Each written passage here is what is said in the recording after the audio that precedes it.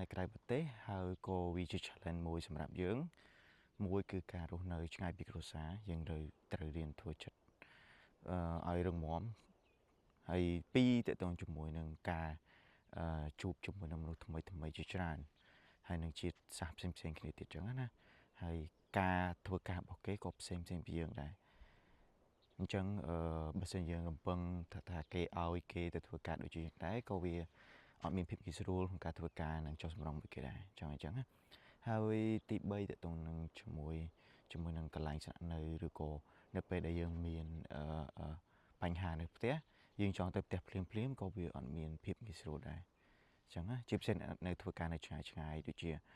ឆ្ងាយពីប្រទេសខ្លាំងមែនតើចឹងណាអញ្ចឹងមានអីទេមានតែ